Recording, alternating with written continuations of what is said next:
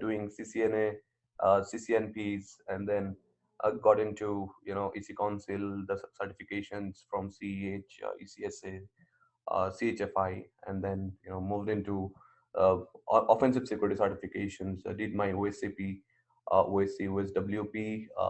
You know, had interest in forensics. Spent a lot of time doing different forensics from network, system forensics and digital forensics. I'm a cloud solution architect from AWS. I do ISMS implementations, and I'm also a PCI implementer for all the payment card industry. Apart from that, yes, I used to hunt a lot of bugs. I found bugs in Microsoft, Google, Facebook, Uber, and then few other websites, which I'm going to show and discuss.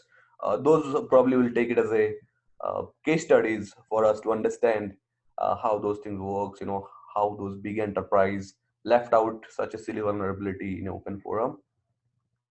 I'm among one of the top global security researcher identified by Microsoft. And yes, I do advise a lot of cybercrime agencies for their forensics cases, or any other services they look for. So these are my now this is what actually I get paid for, right? The screens which you see right now, this is a defacement page of Uber. This is basically a cross-site scripting where I have compromised them virtually. Uh, I'm going to explain more technical about it, how it happened, what did I find it, how did I find it. Um, yes, being said that, don't think that I compromise Uber. I generally report them to the vendor, like, I reported it to Uber. So Uber, I think total 4 times I have found bugs in them. The issues was with the design, issues was with the logic, with the validation, and then obviously poor offer codes. So the first time Uber, I think 17,000 rupees free ride I have taken as a part of proof of concept. I have given them in their report to fix it, uh, and then they made a patch. I found the problem within the patch again, and then the second time I took around 37,000 rupees free ride for a proof of concept again. Um, and then I given a POCs, and this is again in their driver portals with a cross-site scripting. And then last one was with only with specific to Bangalore location, where they have given the offer of every kilometer 1 rupees up to 4 kilometer. So my intention of showing all this screenshot just to give a hype so that you understand uh, they are big giant, and they have a lot of security engineers working for them. They have a big process. Still something is missing somewhere, so we'll talk about those something. How come those big applications, big enterprise still are vulnerable? This is our favorite Flipkart. uh, Everybody knows about it. This is a long story, long back though. It was not in the portal which we use. If you really look at the portal, it is seller.flipkart.com. They had a cross-site scripting in the address field, right? So again, the stories go same. I mean, at that point, I knew Flipkart pushed 2 times the code to update their marketplace. Still, they left out these vulnerabilities. Again, that was also reported. We will not find it today. Uh, this is 1 billion loans. It happened to be, I applied for a loan to them. They provide loans, and then they rejected my application form, saying that I'm not eligible to get loan. So I was just like going around, and later I realized even they are also not eligible to provide me loan that point, right? This is your Neptune. Uh, I think you already know this. Again, Market Forum. This is your Microsoft remote code execution. Uh, Microsoft has, generally they put it in the website, their official websites, to state that you know um, whosoever has found the bugs. So again, the stories with Microsoft also goes a little long. because Microsoft also I have reported uh, 4 times on the same place.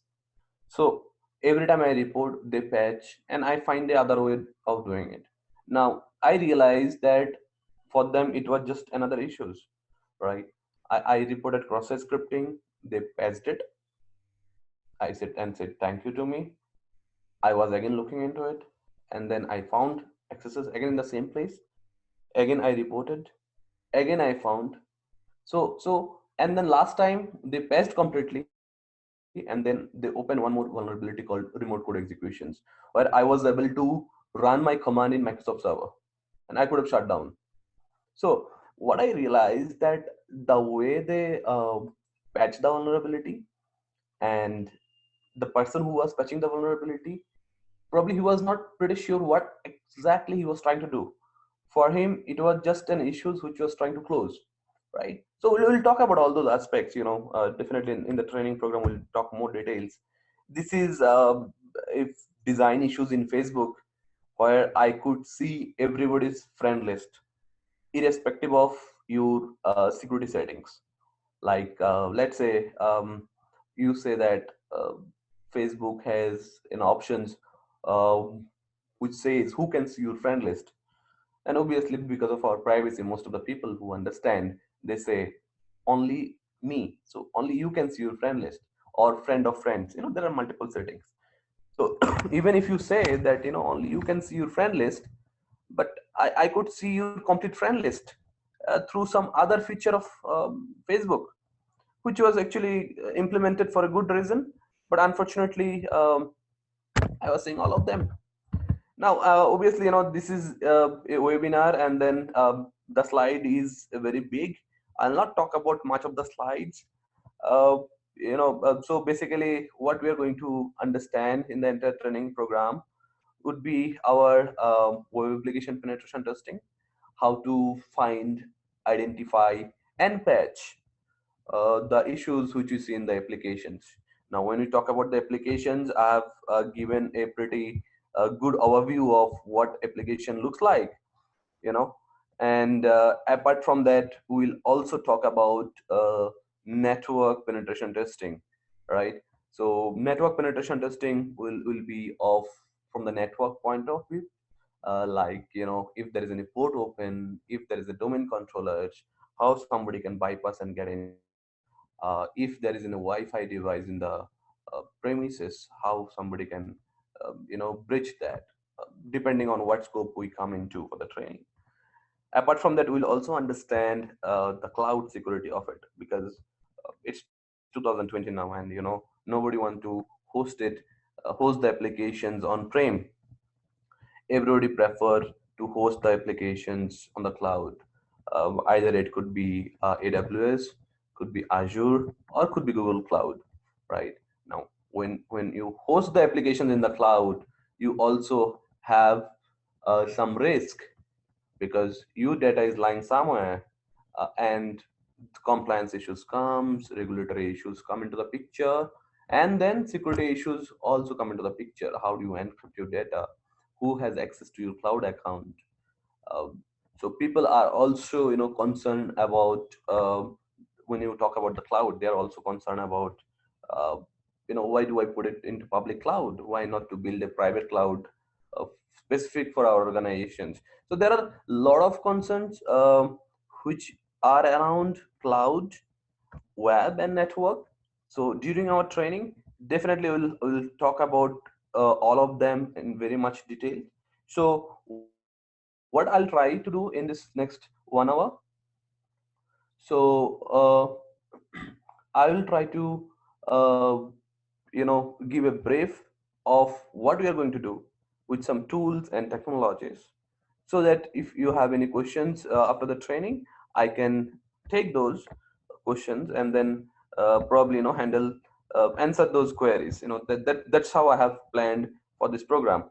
So being said that, I understand that people may be from different background, uh, may not be able to connect with me when I speak something. My apology for that. But definitely when we'll meet in person, I'll make sure that we all are in the same page before I start. Okay. So your things. I'm just like assuming the backgrounds, and then I'm just starting now. Okay. So as I said, for web applications, there are different tools are there. So one of the major tools which we are going to use will be called Burpsuit, right? Uh, Probably few of you already use Burpsuit. Burpsuit is basically a proxy which sits in between your web applications and the server, right? The client browser and the server, right? Um, if you see, in your corporate network, when you try to access the internet, right, you have to specify the proxy, right? If you do not give the proxy, you cannot access the internet because your organization expect all the traffic to go through your proxy server. Same way, Burpsuit also is a proxy where we can modify the request and response, and then we can perform a lot of semi-automated and automated attacks with our uh, custom scope. Okay. Now, for our ease of example, let me just go to my Mozilla Firefox. So this is my favorite website, which is probably known to you already. Few of you already may know, few of you could be new. So one of the issues I'll show right now, which is very simple again, probably this is not exactly what SQL injections looks like. But yes, to start with, that should be a good thing. Now, when you talk about web applications, there is always somebody who says that this is web application, this is the standard, this is the volumes, everything. Now, there are something called OWASP. I'll just quickly show it to you. OWASP, right? That's what I mean. WASP.org, right? It's founded in 2001, right? So it's an open source community. Anybody can contribute. I am one of the contributor in WASP. You also can start contributing it, right? Now, the way you see every time, in the FM or anywhere, like music top 10, a movie top 10, which keep on changing every week or every month. Same way, the vulnerability list also keep on changing, right? So now when we talk about the vulnerability, there are different vulnerabilities which are there, but every time, as I said, every time the vulnerability list changes. Now, the first top 10. So WASP stands for Open Web Application Security Projects. WASP stands for Open Web Application Security Projects. And when I talk about the top 10, what does that mean? It means the vulnerability which has rocked the world, right? There are so many vulnerabilities. The one which has a major impact and easy to exploit. So that comes number one, number two, number three, followed by top 10 they have. Now,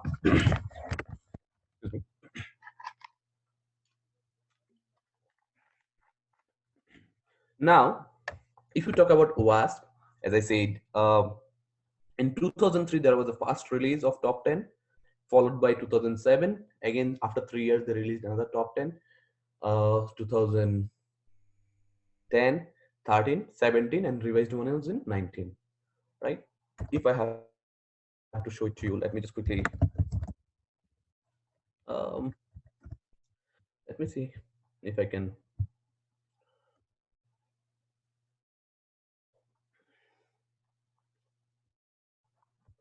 This is 17. If you really look at into it, let me just come down. This is the top 10. If you see that, the first one is injections, broken authentication, sensitive data exposure, broken access control. We will go much in depth of it. Now, only the difference every year, like, let's say in 2013, process scripting was in number 4, I believe, but they moved to number 7, right? But interestingly, this guy injections from 2003, he's still number 1. Nobody could take his place because it is directly associated with your database. How somebody can run something on the front end and get the output from your database, right? Let me just quickly show it to you. Now, Now, SQL injections I'll talk about in very high level. So basically, you allow the user to give their input in different places in the applications. One place is this, one place is this. There are multiple places. The your input goes to the database, do some query, returns with some results, and then it executes, right? Now let's say these applications, I'll probably give Abhinav's name, and Abhinav, please forgive me for any spelling mistake, and then I'll just give any password, and knowing that he is not a user of this. See, press login. Look, not found. I can give any. I'll just give Zoom as a username, and password is again anything I'm giving. Well, by the way, even I am also not a user. It fails, right? Now, if I just do anything, when you talk about, let me just draw a quick diagram. I don't know if the board should have helped. Uh, Let me just still try. Okay. Um, okay, I think it will be too much for this webinar. Let's not explain in much detail now. So what I can do right now, I can actually write some quick query. Let's say Pranav or one equals one hyphen hyphen. I can just give like this, or any password you want. Right. So what I have done here, so this part is called my SQL malicious SQL query, which I'm trying to inject through the input areas, right? If I really do that, and this single code is to match the syntax which is in the backend. Again, I'm repeating, guys. I know that there will be a lot of questions, Pranav. Why this single quotes? Why this one? Why this hyphen hyphen? Definitely, I need a lot of time to explain this one, but definitely I'll explain. But I'm just going to just set the tone. And if I press login button, look, interestingly, logged in as an admin user, right? Uh, Again, if I just sign off, and then if I just try again, I can give any name. It doesn't matter as long as I give the query right, and I can give 100 equal to hundreds also. I have to. So what I'm trying to say, applications, this is going to return a value 0 from the database because the user does not exist. I'm separating it with a single quote so that we don't get a syntax error. And after this statements will give me a valid return, and then hyphen hyphen in that MySQL is basically commenting out the rest of the things, which basically comment out my database password. And then even if I give some bogus number, it still works as long as our logic is right. See, I'll just copy it for my next example. I press logged in. Look at this. I logged in, and that too as a admin user. But yes, obviously it's the myth again, the people that you will log in as an admin. That's a wrong statement. You will log in as the first user. If the first user is an admin, you will be logging as an admin. Now what I'm trying to say is, even if I just do a minor changes instead of single code, if I just give a double code, it's not going to work because it's not a magic. It's not something we're doing just randomly. It's a logic behind it. See, it doesn't work, right? Or I can do a simple way also. I can just give single quote or one equals one. That should work as long as my logic is right. So this is what an example, very simple example of cross-site SQL injections. Again, there is a lot more deeper understanding required about or single quote one equals one.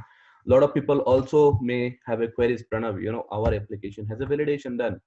Uh, we do a lot of validations here. You cannot give single quote, double quotes.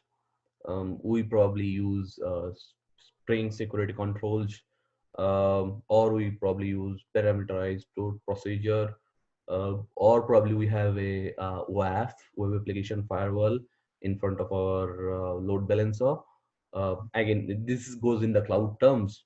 You cannot do that. Yes, agreed. Every application is not vulnerable, but no application is 100% secure.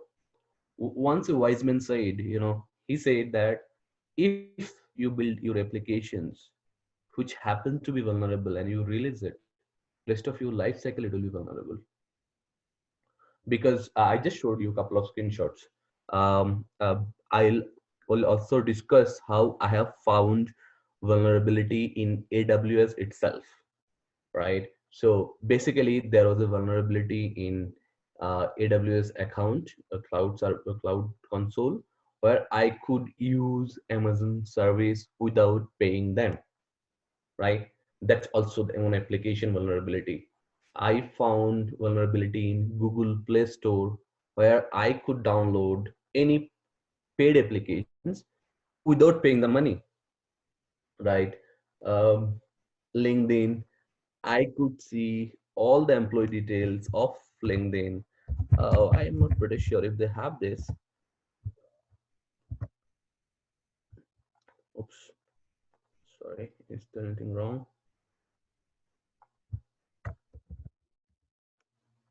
Okay, I think I need to log in. I was able to see all the people who works in LinkedIn. I think they have removed it for now because that already have reported. Let me just quickly see. The no, they have removed it, right? So I was able to see all the employees who works for LinkedIn. You can name any of these applications. I'm pretty sure everybody had some other vulnerabilities. Now my point of saying that Make My Trip had a vulnerability, Book My Show had a vulnerability where I could watch a movie of 300 rupees just by paying 3 rupees. I had to pay something, but not the exact amount. eBay had a vulnerabilities. Um, and I mean, I'm pretty sure every large enterprise, and this is something which I'm sharing with you. This is only which I found. There are a lot of researchers globally, and we are not an employee of them. Still, we are finding it, right? And when we have an insight of these applications, definitely we'll find it. Okay, so this is. Let me just go back to my demo.test file. I've showed a quick example of SQL injections, and let me just show a quick example of cross-site scripting. Now, cross-site scripting basically a vulnerability where you can execute your script on the client browser. SQL injection is a server side, and cross-site scripting is the client side. And by the way, using SQL injection, you just not able to log in. You can actually dump the entire data. Again, people, there will be questions. Pranav, we use hash. Our data we are using salted hash. Um, nice, good, but there is always a way. So prevention or protection should be in the front layer, not in the back side. I mean, having a good protection in the database always good, but we should protect in every aspect, right? Let me just quickly show you what is process scripting looks like. Now, let's say if I just search hello. Now, if you really look at this, okay,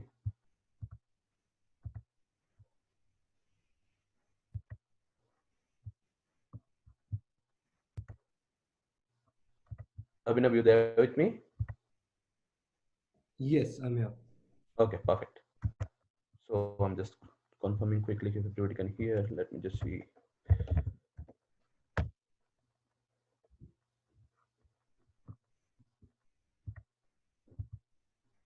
Okay, let me just search a t-shirt. Look, so the application is saying that no results found for t-shirt. Obviously understood, a bank will not have a t-shirt. But same thing I probably could search in your Amazon or Flipkart. Now the interesting part, whatever I'm searching, the same inputs are coming in the client browser. So if I just go t-shirt, if you really look at this, look, this t-shirt is coming as it is. Now this is something, the moment you see that user input is reflecting as it is in the client browser, there is a risk.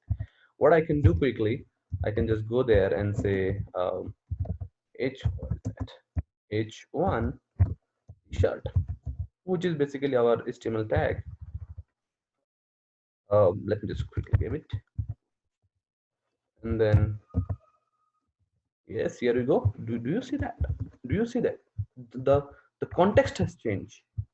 So I'm able to write my own HTML here, right? Now, and then if I send this URL to anybody, this is not a phishing attack. They will not doubt it because this query is running, or this HTML is running within the context of demo.testfire. I have not spoofed the domain.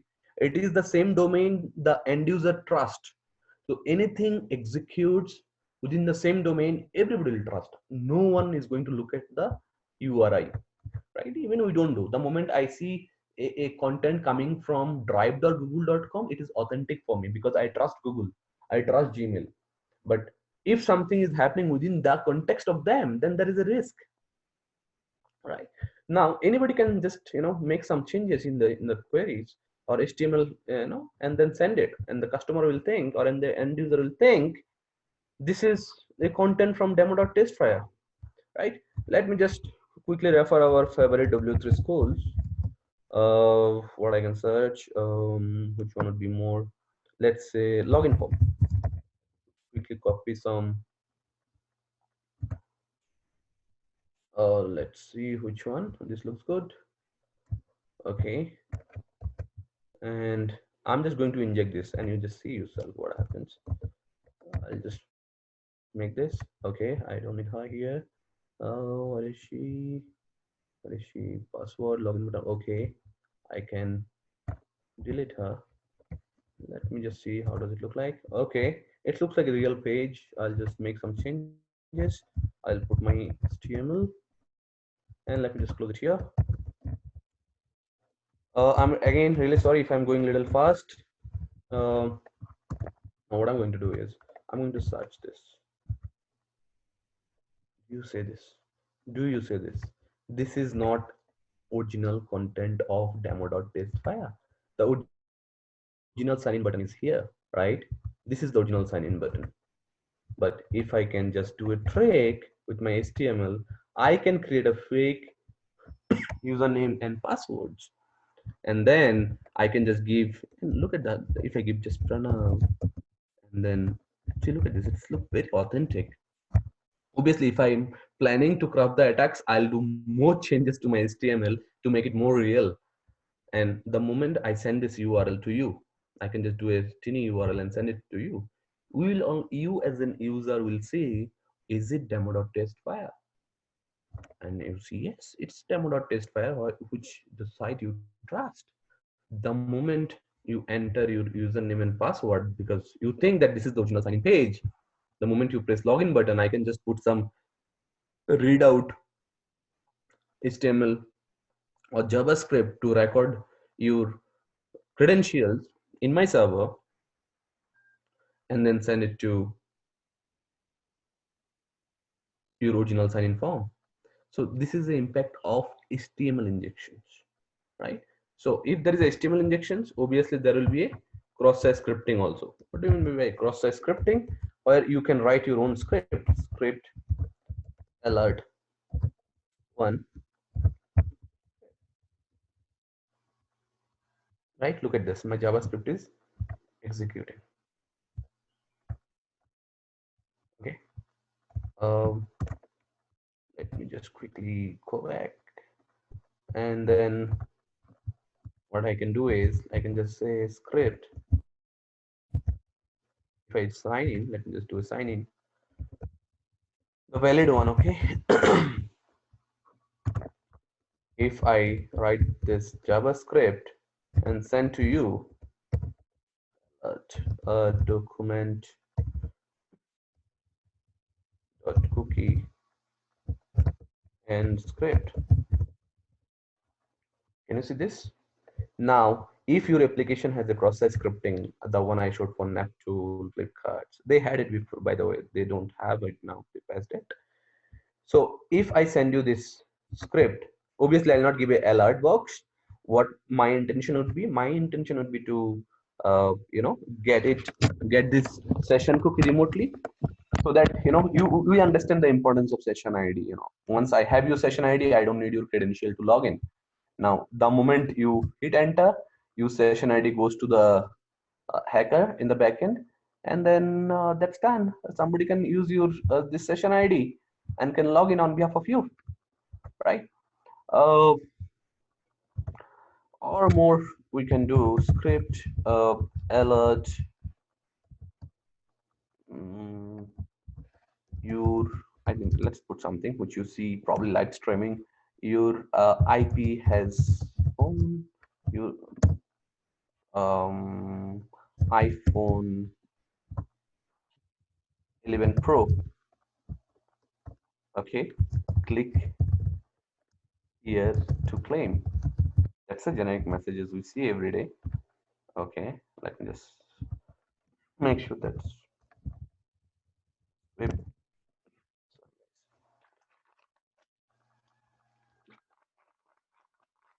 Okay, and then the moment you click, let me do a redirection to script uh, location equals to our, I can redirect to you. Uh, I'll redirect you to W3 schools.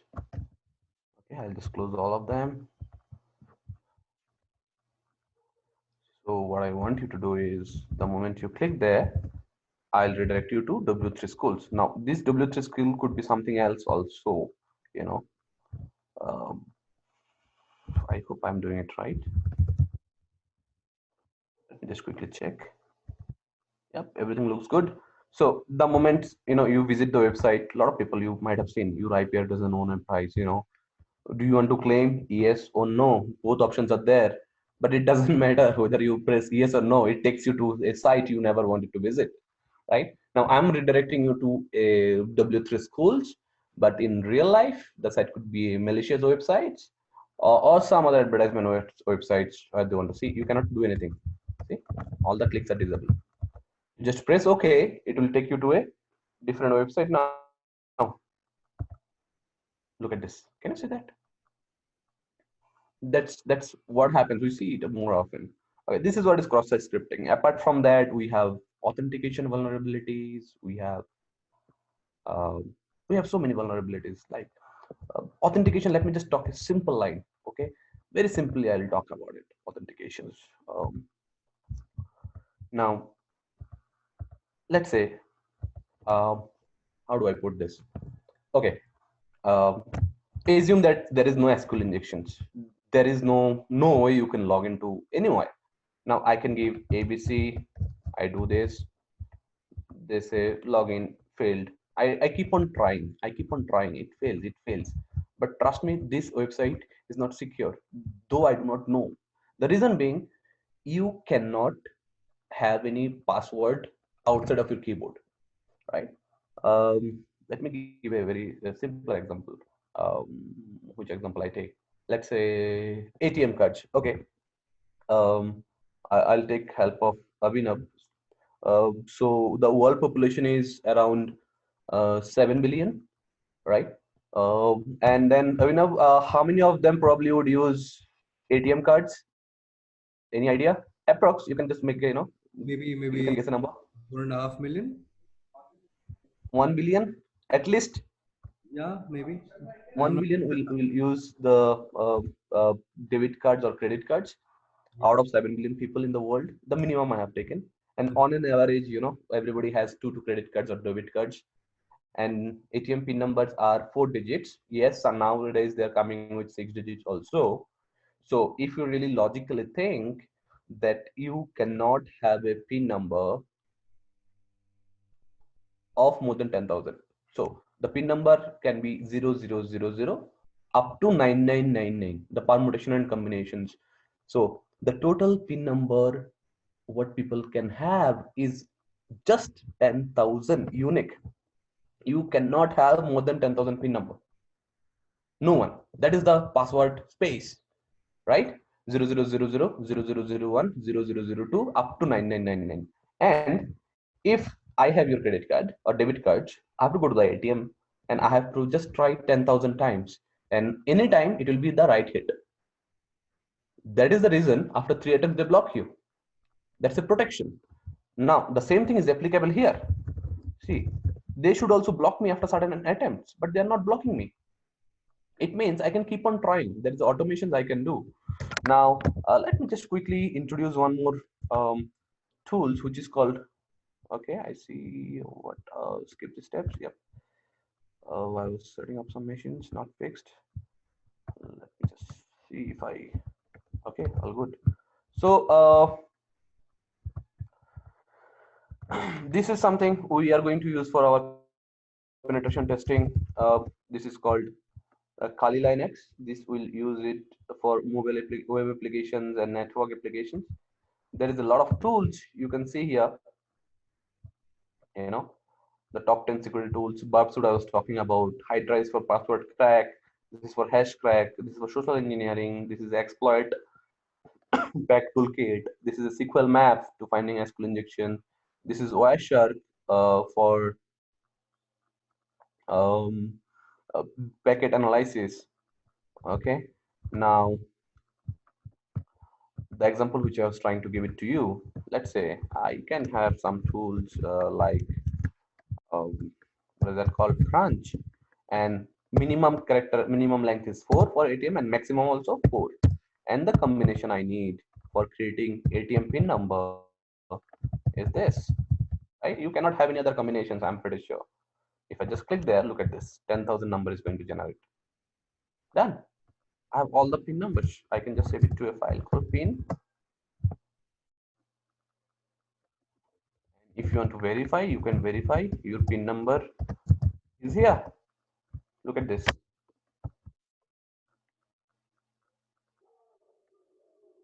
right? This is your pin number. It will be there up to 9999. Okay, and if I want to generate 6-digit number, I can do that. It's not a big deal. Just that it is going to, the number space will be more. It will not be 10,000, probably it will be 10 lakhs. So this is the number. This how many pin numbers you will have when you become a 6-digit. Look at this. How long does it take for me to create the number? It doesn't take. And there are different tools like Burpsuit, Hydra. I don't have to try manually. I can automate the entire process, right? Now, I'll just close it here. So, what I'm trying to say is, this is authentication issues. Now, the moment you generate the password, same thing I can do. Uppercase, lowercase. Your password would be 6 to 14 character. You'll use A B C D X Y Z, uppercase, lowercase, alphanumeric, and I just can just start creating. Only thing is the numbers will be more, but I can create any combinations. So it means that you cannot create a password which I do not know. I just do not know which one is yours, and for that I can keep on trying with permutation and combinations one by one, and then I'll get the right hit, right?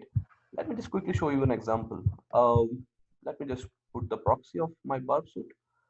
um, how we can do the automations. There's a lot of feature in Bubsuit which will take time. I'll just show it quickly one of the feature. I'll just set up a proxy on my local machine. I'll listen on port number 8080. All looks good. Yep. Okay, and then let me just see my proxy options. It's all good.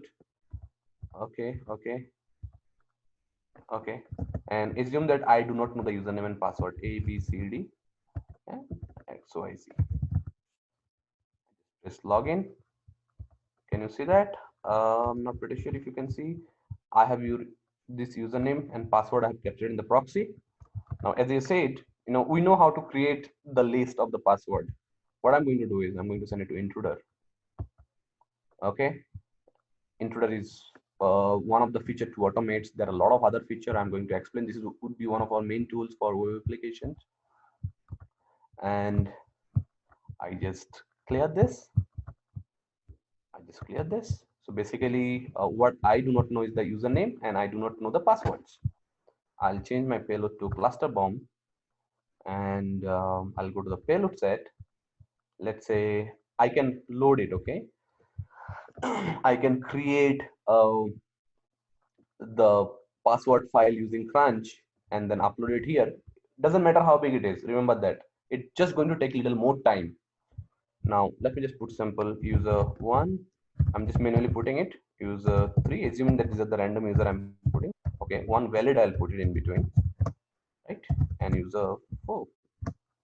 So this is my 4 username, and it's all guessed created by our crunch tools, let's say. And this is for my password list. I give pass1, one of the valid password I'll give. I know the valid password is this, pass2, pass3, and ABCD, whatever. Now I have given 5 username and 5 passwords. So total they will do many to many, not one to one. Okay. So total request will be sent 25.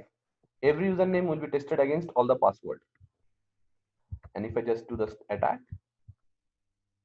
look at this, done. 25 iteration is done within no time. And looking at that, you can figure out which one is the right and wrong. Now, if I look at the status, all are giving me 302. But look at the length. If you really look at the length, you will see that there is a different length, right? You can just filter it. So all 145, and then there is one length which is 280. So it means that's a different one. And if you really look at the username and password, admin got the right hit of a different length. Means these all are wrong and this is right. If you want to verify, just quickly show the response on the browser, copy it, or you can send it to repeater also. I'll just minimize this one. Um, and then we just can go there. Look, I logged in. So this is authentication problem because they do not lock me. They do not give any captcha. Again, there are so many instances where captcha was there. I could still able to bypass the way they have implemented captcha. So this is the authentication related problem. So there are so many web applications. We'll talk about it. Apart from that, what I'm going to also talk during the training program would be our favorite tools of Kali Linux. Um, People say, Pranav, what you have done with Crunch? With Crunch, I have created random email IDs. I can generate all the all the PAN number of India, uh, phone numbers of India. It just you have to put the rule sets, and it also has a capability to build the dictionary or data for Chinese, Japanese, or any other language you choose, not for only English, right? Uh, so these are the issues which you will have for web applications vulnerability, and many more to come. And let me just show you a little bit from the network side of it. So Kali Linux is going to be our one of our major tools apart from our uh, Babsuit, and there are so many plugins. So here we can do information gathering through DNS, IPS. You can see that network scanners, a lot of vulnerabilities. We can figure it out, right? And maps we are going to use. These are different tools. um, all the tools are here. So the reason we use Kali Linux because it's based in Ubuntu. Only the thing is it comes with the preloaded penetration testing tools. You don't have to install the tools separately. Most of them are almost there, right? So whatever is required, we're going to use them. Let me just quickly see if I can show you one packet analysis. Let me just remove the proxy first. Just quickly see if I have Wireshark installed here so that I can show. No. Let me quickly download it in the meantime. Wireshark download. I'll go for this. Just allow me a moment. I'm just quickly downloading Wireshark. So the way Barbsuit works in your network layer, and Wireshark works in your Barbsuit works in your application layer, and your Wireshark work in network layer. So all the men in the middle attacks, everything you can see it there. Like if there is no HTTPS, if there is any unencrypted data moving. One of the case studies with the Wireshark was that somebody was using, Outlook, and I could even see his PDF file which he was sending through Outlook because it was there was no encryption. So this is what you Wireshark can do. Let it. So I'm going to show one communication which was happening over the voice calls, and anyone can hear what this two person is talking to. Like let's say this problem was there with WhatsApp long back. So if you come to my home and connect to my Wi-Fi or anywhere where I have a control, if you do a audio call using WhatsApp to somebody, uh, I can hear that. So the issue was not in the application; it was with the network protocol they were using to communicate with the other person, right? So I have one pkf file that I'm going to show it to you uh, once this get installed, right? In the meantime, let me just take a quick examples now of this machine. Let me just quickly see that. Come on. Okay, this is my another Windows 7 machine, right? And my IP address, if I just quickly see, 100.5, and assume that this is my attacker machine. If I use a tools like nmap 100.5, look at this.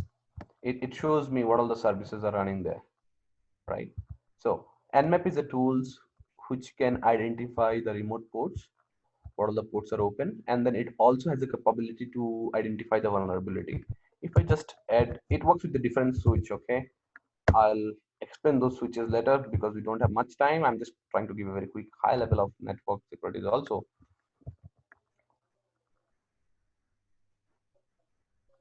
Let me just quickly click there. Okay, we'll see how long it takes.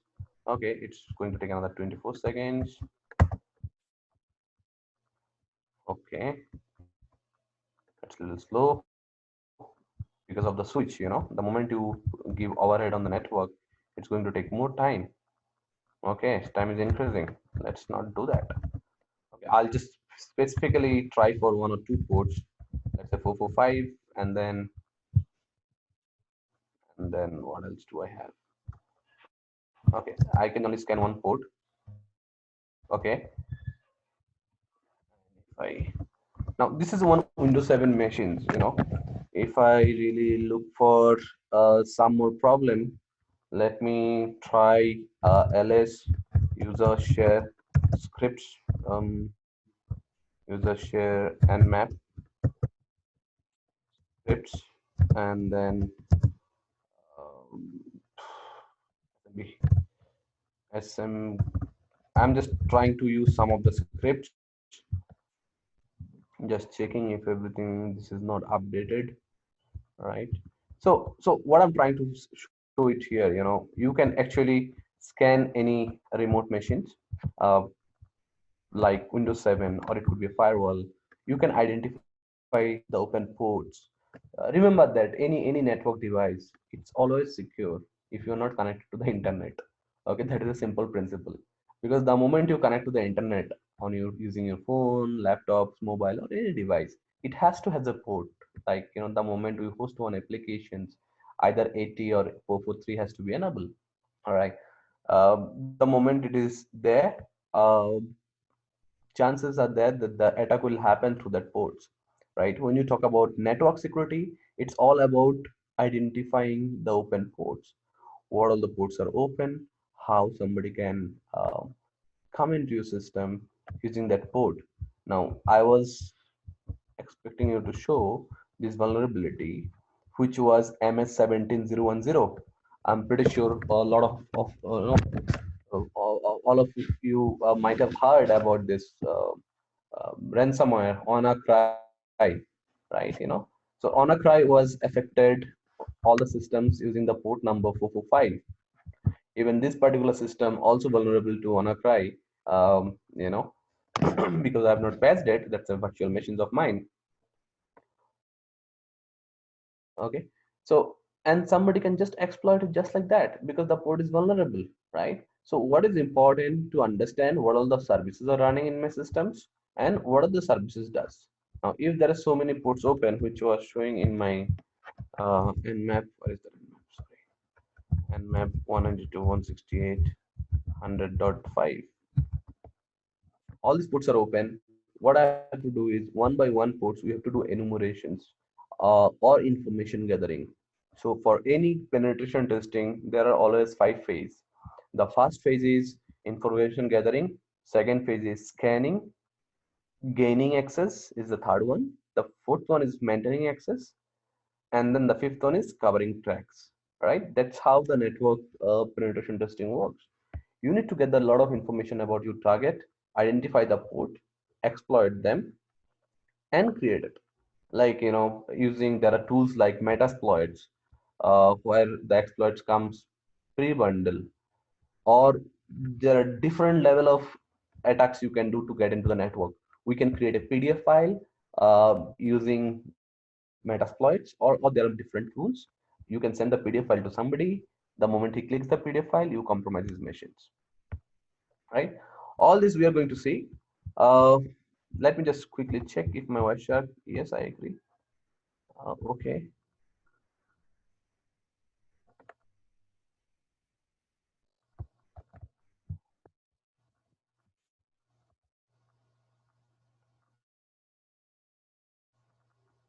Okay.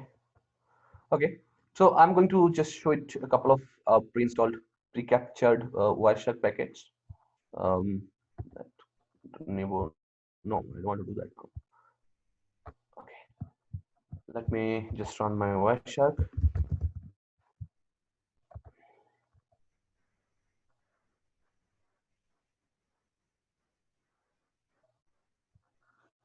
See, look at this. You can see that my Wi-Fi has a lot of movements. So it means that I can intercept. I'll double click on this and I can see all the packets which is moving from my in my entire Wi-Fi, right? And then obviously you save it and then you start analyzing what all the incidents you have. Let me just try to open some of the packets which I've already saved before. Hope I'll find them. Okay, that's a good thing. Uh, Wireshark, Wireshark, why is that? Okay, I have it, but I have to unzip. Okay, I have, I have it. Let me check. Okay, okay. This is some packets which I've saved earlier. Okay, now here there are a lot of things to analyze. One of the interesting thing, I'll show it to you. Like if I really go to telephonies and let me just check the C flows.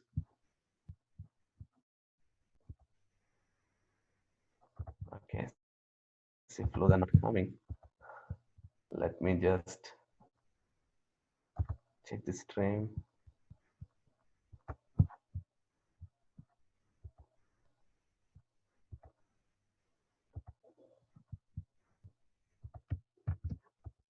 Let me just see the protocols actually. What all the protocols are there first. If you really see, I can see what all the protocols was being used. Okay, this is not the file I wanted. So you can see that they are having HTTP, all these protocols. Let me just try to open other files from there.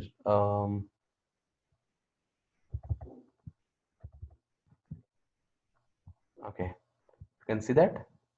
Look at this. That's a SIP protocols ringing, trying, ringing. Who is trying? Why it was ringing? Everything I can filter it out, and then I can also see uh, different users. Let me just show it to you if it works. Okay, I'll just try to uh, analyze, and then let me try to play the stream. Okay, let me increase the jitter to 150. Again, I say that, do not, please do not get confused. I'm definitely going to explain, but just let me see if I can hear this tone.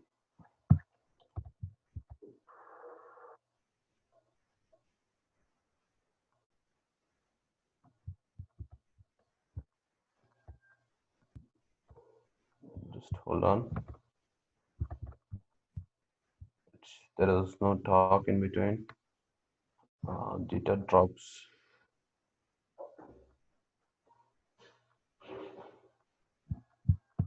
I have to reduce the jitter to 50. Let it come to the last. We will hear some conversation.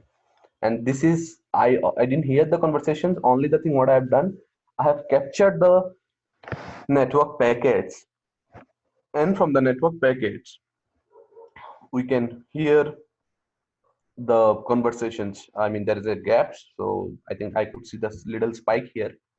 So I'm assuming that some of the conversation will be here, and you can see actually here both OS conversation. Let it come.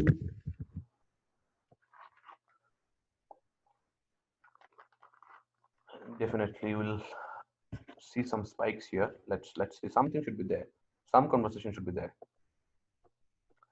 Apart from that, Wireshark has a different functionalities. You can actually from all the packets you can uh, craft the file. If you are sending some file over FTPs or HTTPs, you can actually craft the files and then analyze what happened, or why the network dropped, why somebody has done the attack, how they have done it. Everything you can figure it out from Wireshark. So this is one of the other tools which you are going to see. Let's we are close. Let's see. I'm not pretty sure if you're able to hear my sounds.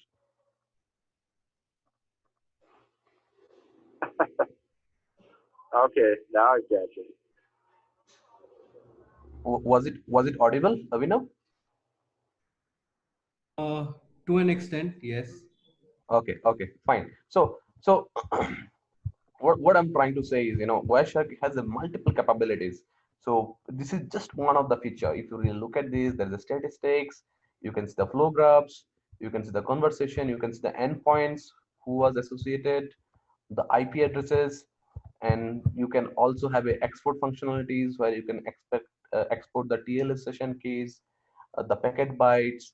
There are too many options which are going to show. So the major part of it we are going to see is during the training, and then we are also going to see and map how to identify the open ports, how to identify the network machines which are live, including firewall switches. We'll also see how somebody can bypass the firewall, how somebody can bypass your IDS and IPS using different fragmented tools, right? Like HPing trees, how somebody can craft the packets using different flag, different switches. Uh, that will be done from the network side of it, identifying the vulnerabilities, exploiting the vulnerabilities, getting the shell of the system, and then probably possibly how somebody can actually access your domain controllers, can bypass your domain controllers, right? If there is any vulnerability, how somebody can disable your antivirus and then escalate, how somebody can do a lateral movement. When you talk about lateral movement from one machine to other machines, how do they tunnel and then move to the next hop, and why your firewall fails, any firewalls, irrespective, if it is not configured well, how somebody can bypass your IDS and IPS. Even sometimes your SIM solutions fails to trigger some of the vulnerabilities because of XYZ reason, right? So all these vulnerabilities I'm going to show, and yes, interestingly, there are some more bugs I'm going to show it to you, which has not been disclosed, right? There are certain bugs are there in your popular. You also will see that how somebody can bypass popular websites. I'll take a lot of live websites, like a few of them already have shown all these case studies, how they are vulnerable, how they patched it. So we'll have all real case studies with enterprise applications.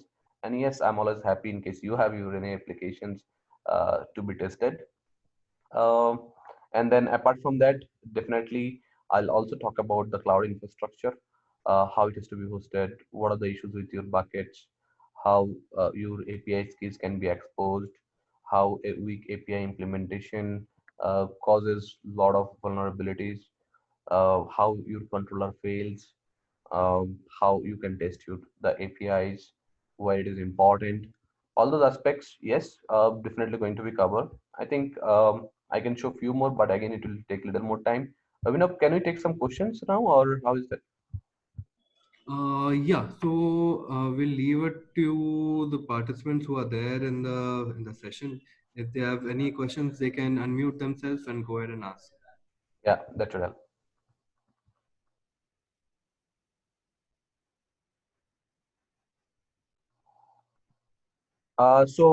Please, if you have any questions or any specific things you would love to see, I'll be happy to discuss about that. Or probably, I can just give a quick brief about it, probably with the quick demos.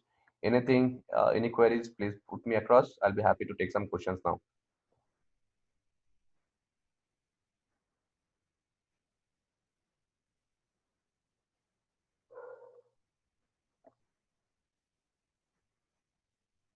Hello. Yes. Yeah, hi. This is Sachin here. Can you share some webinar link on this for the people who are not exactly in ethical hacking or something, but at least at the verification or testing domains? Can you share some open webinar links on usage of Kali Linux and or any material there on that? Okay. Absolutely. What I'll do is let me just quickly make a note of that.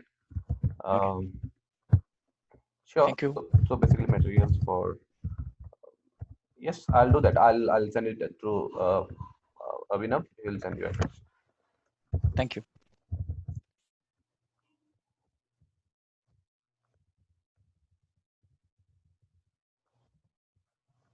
Yes. Any more questions, please? Hello. Yes, please. Yeah, this is Vidyut here. So could you give some example with respect to Windows platform, some of the like hacking capabilities, how we can do the hacking in a Windows system, Windows application basically I'm talking about because all the examples are related to web application. Uh-huh. So Okay. if you, When you talk about Windows applications, you are talking about any thick client applications? yeah, thick client, yes. Okay, awesome. Yes, definitely. So what I'll do is I'll also include the thick client applications like Skype, your messengers, right? Because the moment you run the Skype, I have my Skype running here. You definitely see that, they have some DLLs, right? All these Windows applications works with some DLLs, and there are few instances where I have seen those DLLs are not protected properly. We can use tools like IDA Pro. I'll just name it. I'll just browse it and show so that you will also can check it. There are tools like IDA Pro. Uh, this is the tools interactive deassembler, which help us to deassemble the applications and see how it works. And I have also figured out a couple of my case studies that the proprietary codes was exposed. Let me just see quickly if I can give an example.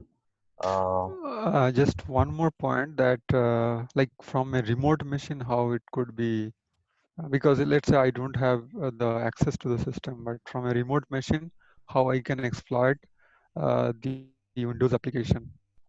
right. So as I said, so whenever your application is running, right, whenever your application is running, application has to run. Just let me just quickly put the download link here.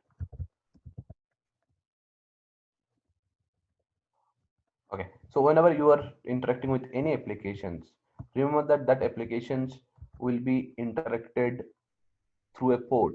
The port has to open, right? Either it could be 80 or 443s. Now we have to look through that ports if there's any vulnerabilities. And if the system itself is compromised, then application comes by default.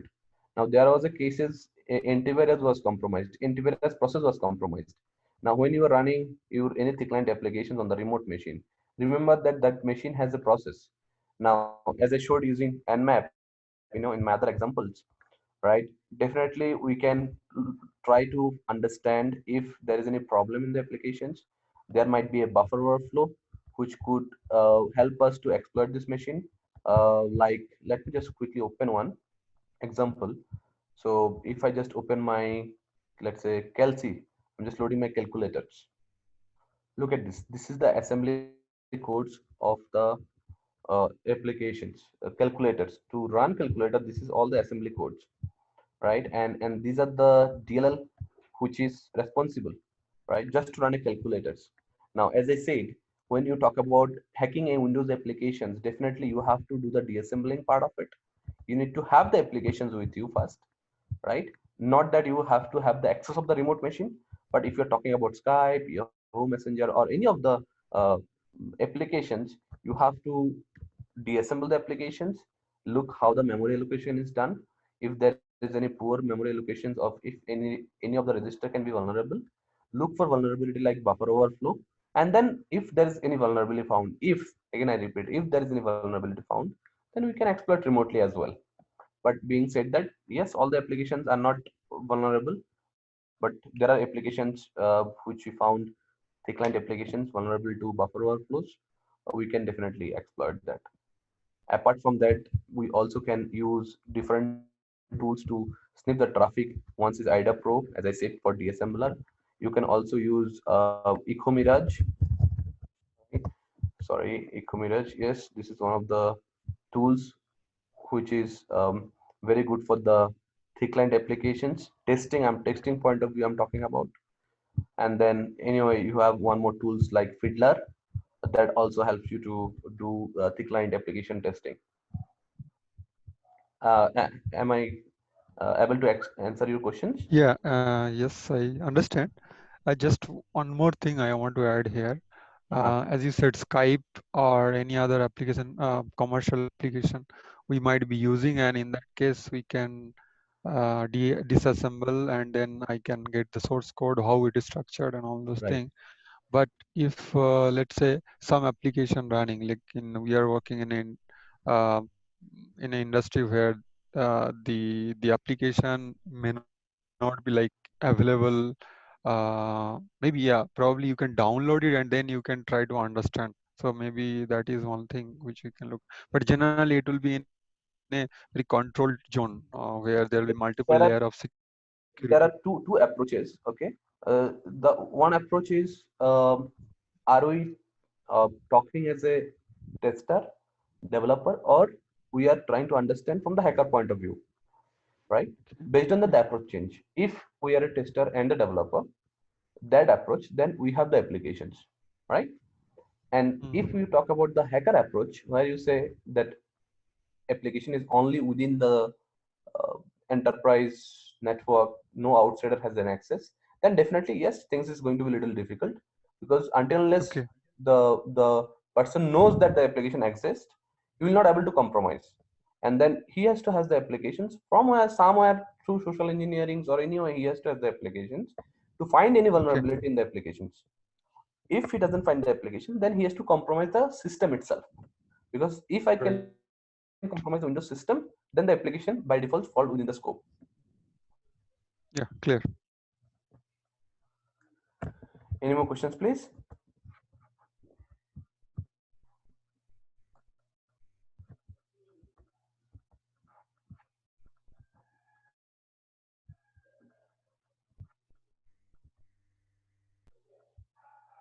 Any more questions? Anyone? Hi, this is Ramaswamy here. So I have a basic. Your voice is not audible. Can you please be a little louder? Is it okay now? Yes, yes, thank you. Okay. So I have a very basic question. As we do the many applications from Snyder, many of them are in access to outside the enterprises network, like in the cloud or internet. Mhm. So most of them are certified by our cybersecurity guidelines, like the 62443-41, and most of them are supports like secured, the encrypted concept are used. Is it possible to hack that by a ethical hacker or? Absolutely. As I said, see, encryption does not protect your application, the first statement. Encryption just Mm-hmm. makes sure the communication between client and server is encrypted. Nobody can read what is happening in the communications. Apart Correct. from that, no applications and no individuals and no network is 100% secure, because security is illusions. Nobody gives you a Yes. 100% guarantees. And the reason I give you different examples of Flipkarts, Uber, Mm-hmm. Google, Microsoft, and multiple, being said that they also follow a different security guidelines, isn't it? Right? They also Yeah. has a lot of security engineers and ethical hacker working for them. But there are always the applications leave some loopholes, because end of the day, you never know. There are still possibilities are there. There might be some of the gaps left out. Being said that, it might be possible that your application is also secure. That's what we are always working for. That's why we follow the guideline procedure. There is a different team for testing. So there is always a game between two guys, the good guys and the bad guys. One approach is to make Yeah. our application secure. That's what we always try. But still, there is always a Mm-hmm. next level of attacks always come in, right? Where probably this is not known to us. So our guidelines, our practices only talks about the things which we know. But there are still some things which probably we don't know that we don't know. So those are the areas always left out. And moreover, in the enterprise application, there is always the pressure of deadline, deliveries, and then things need to be speed up, and quality sometimes get compromised. Yes, very much possibilities is there. Okay. So, how to protect it? I mean, like the let's say we do the pen test the every frequently the new releases, and also the pen test cases. Do they have any sync with the updated vulnerables happened across the global, something like that? See, eh, first of all, specific test cases is not going to help. Test cases help up to a certain extent. We need to have a proper Mm, threat modeling done of the applications so that we understand the attack surface first. And then you have to do a gray box testing with every release, because the module which has been mm, done in the a year back, you may still have a problem today. Probably the problem was not there mm, before. It has occurred due to the new release. Following a secure yes. SDLC practice would help it. So it is not only in the last phase where you talk about the security testing.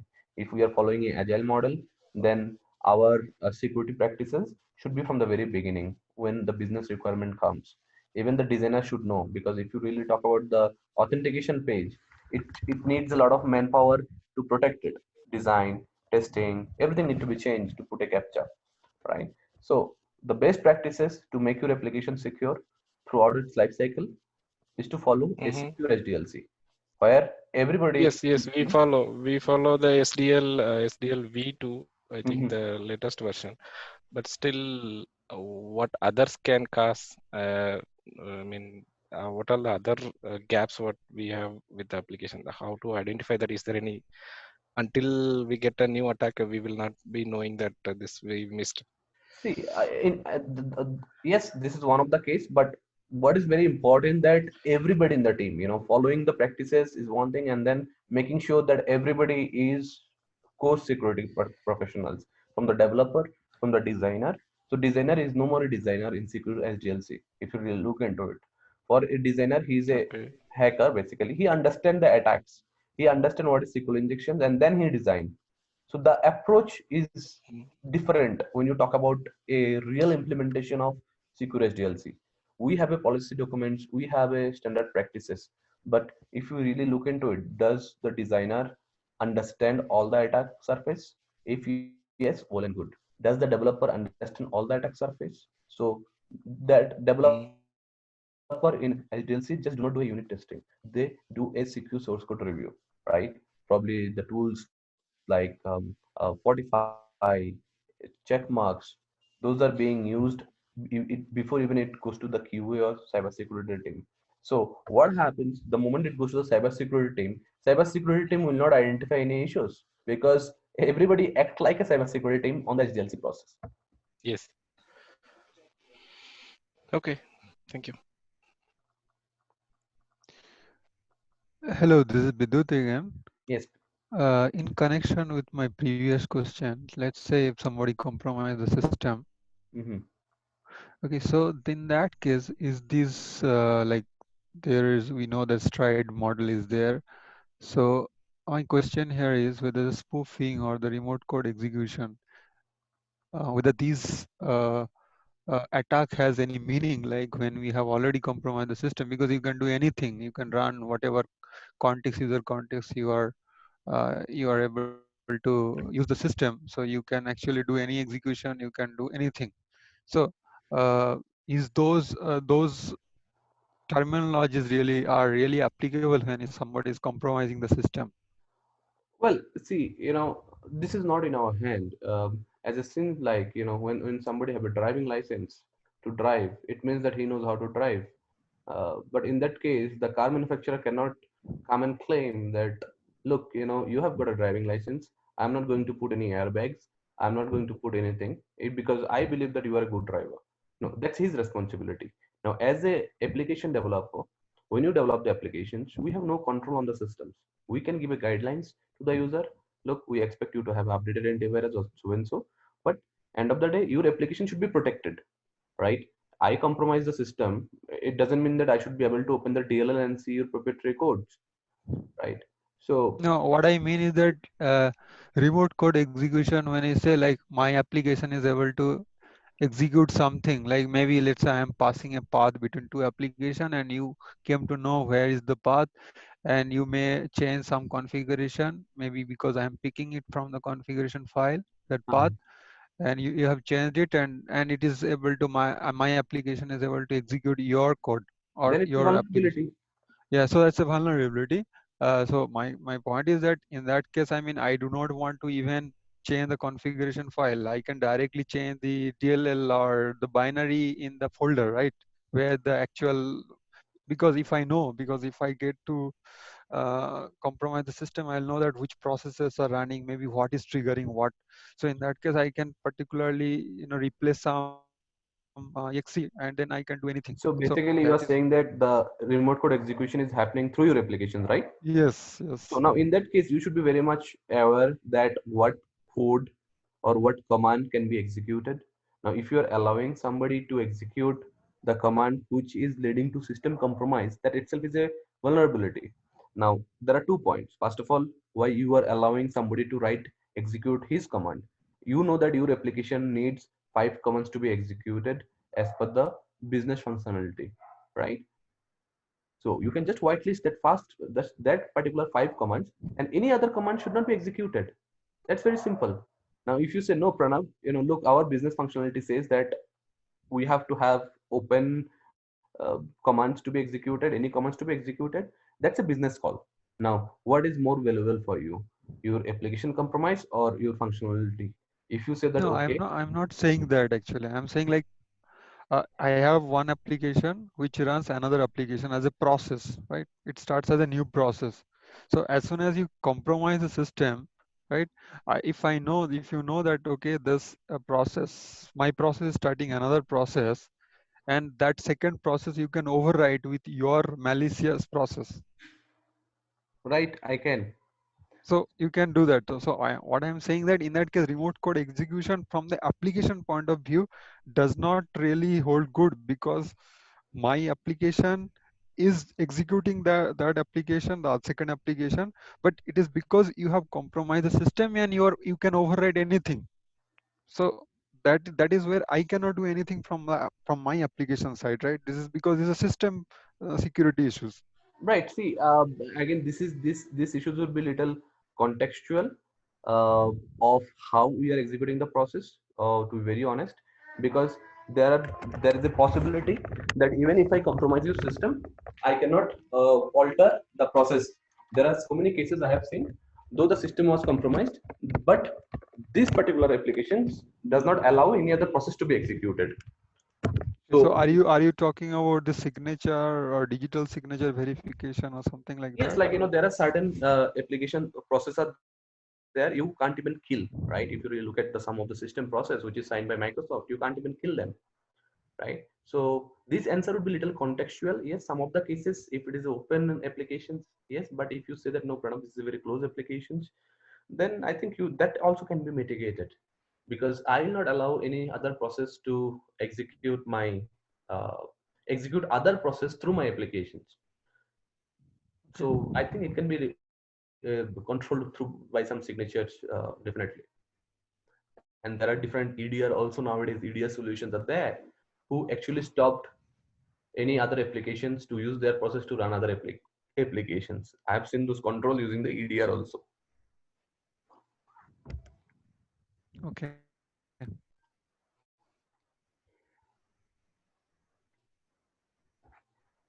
Any other questions?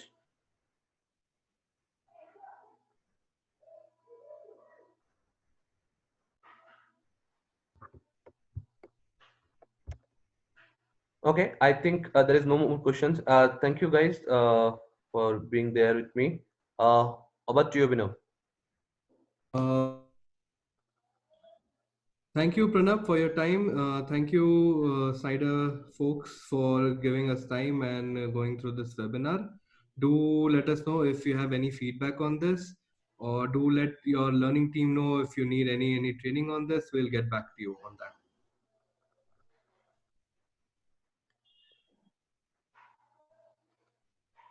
I have a chat over here. Okay.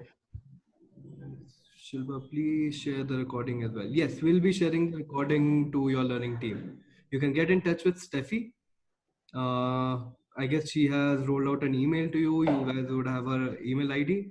I'll be sharing this recording with Steffi by EOD today.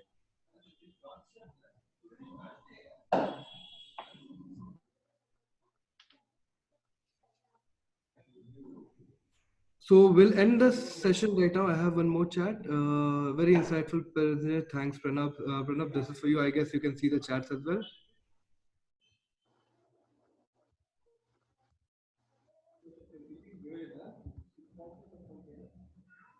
Okay, thank you. Thank you, everyone, for your time. Thank you.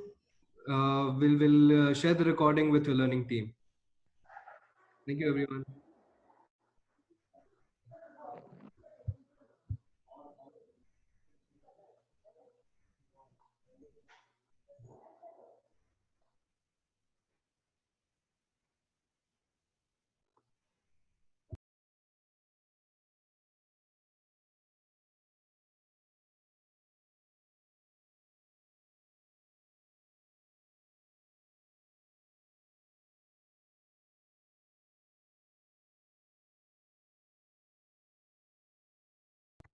Yes, we can discuss about Azure hosting also. I think there is some more questions. Yes, definitely. I'll talk about Azure, AWS, or any cloud hosting. Definitely, I'll talk about it. Absolutely, I'll share the few websites for learning and practicing. I'll do that.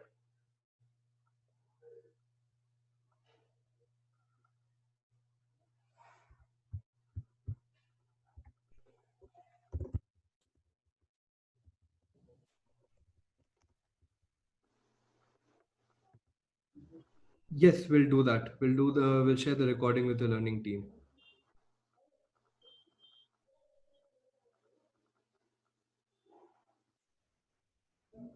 So, I'm gonna end this meeting now. Pranav, thank you for your time once again.